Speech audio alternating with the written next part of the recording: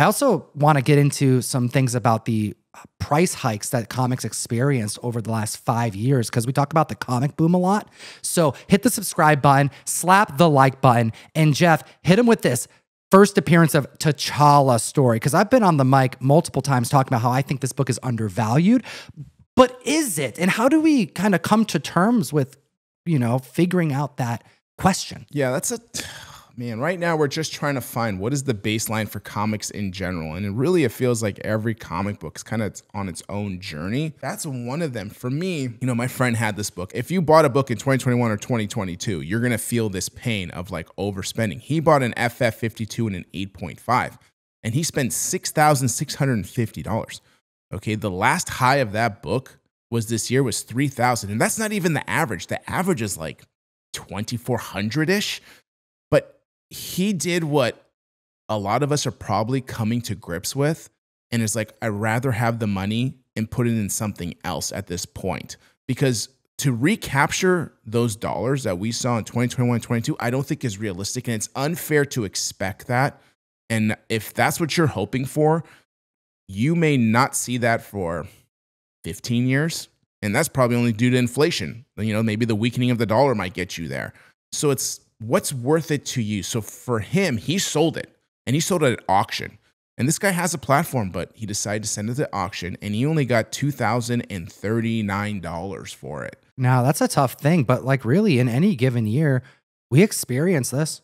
I mean, I've taken hits, I've had wins, but there's the big losses, those kind of stick with you. You don't really forget those numbers when you have to like let that book go and come to terms that you probably overspent at some point. It's true, but I will tell you this from experience. Once the book is gone, it's gone. Like when you have that book still in your house and you look at it, it's a reminder. Like I have books that I've seen drop. Not saying that I necessarily lost money, because I was actually very fortunate. I had a lot of books before the boom that I had to move through. So I didn't buy that much in 2021 and 2022. I was actually doing a lot of selling. So it was very fruitful for me at that time. Really wish I sold everything, to be honest, with those numbers, because everything is down like years later still, which is kind of wild to think. But I have books that have lost value, and I'll look at them and it'll remind me, it's like, I should have sold it. Do you have any books that you have this like history with because maybe you took a loss or you regret not buying it, so now you look at it differently, like just a personal vendetta with that key book? You're like, oh, I don't mind not picking up that book, even though I should, because I have this weird story attached to it that's very personal. Yeah, I mean, I'm trying to really think. Like I have a lot of timelies, and I look at timelies, and timelies were super hot and popular, and I look at them now and they're kind of softer and weaker, and I'm like, do I pick them up? Do I sell my copies and buy a different one? Do I consolidate and get something grander? I'm just trying to think if there's a book in my collection right now that I regret buying. And I got to tell you, I try not to have that anymore, because I've been there, man. And I've like looked at stuff that I've overpaid on.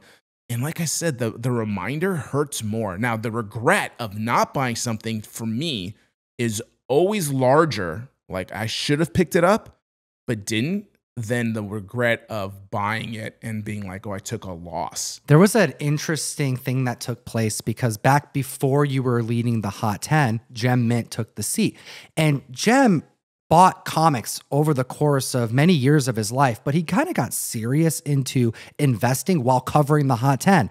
And he was the dude that covered the comic boom with me. So we had a perspective here seeing this on a week-by-week basis of like, all right, we have the data. Some of this stuff actually seems pretty safe, and we wanted to be, part of it. We wanted to participate in what was happening in the marketplace. And he bought a bunch of copies. Like it was like 2 or 3 copies of the first appearance of Submariner in FF issue 4. Oh, I saw that. And he took a huge hit. And I think that was playing a factor into how much he was willing to risk in the comic collectible marketplace. I mean, clearly there was a very different version of him post taking the hit on those books, because at the time, you never knew what was going to happen. But like that particular book, there was a lot of like opportunity. And he also was a great character that debuted in Black Panther, but we haven't seen anything from Namor in quite some time. And I think that's what a lot of these books are suffering, is like the hang time from their introduction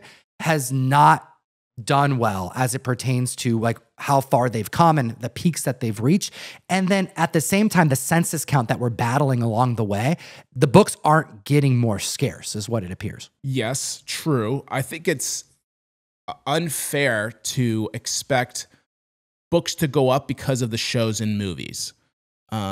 Again, you will not see those numbers for a very, very, very long time. And I think it was just this blip, to take something from, the Gauntlet and Infinity War saga, where we saw something in time that just will not happen again. And for, like I said, years, maybe a decade. What goes into this like decision for you when you're having to make that assessment, when you're looking at that book that you purchased?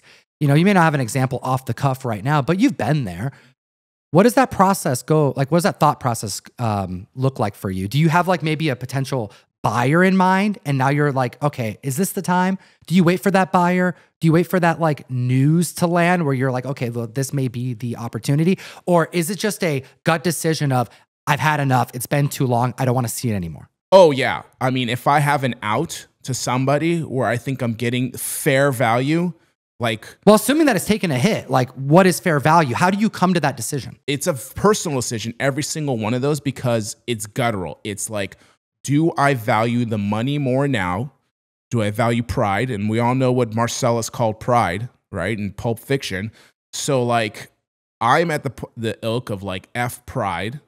Okay, take your money, reinvest it in something else that's not going to be the reminder. So again, it's that simple. Where are you right now with it? Does it hurt to look at? If it hurts to look at, why do you want it?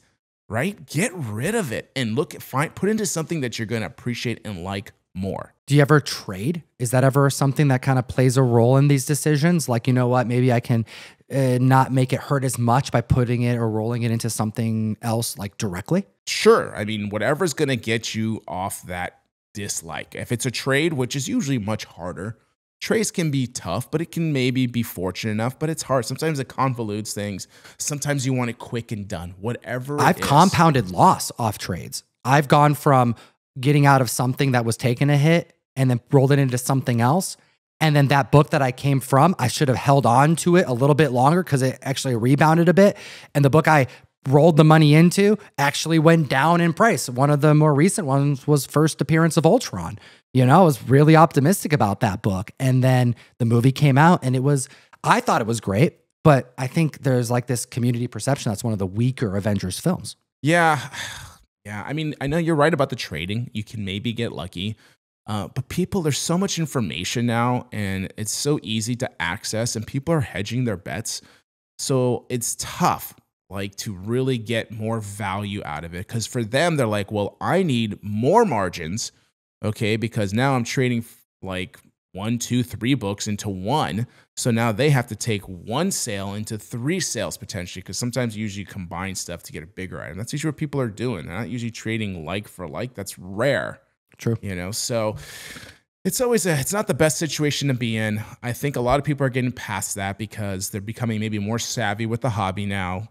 And things have started to plateau and there's no crazy spikes. It's just now hopefully just growing consistently where you can monitor it easier and not get caught up in something.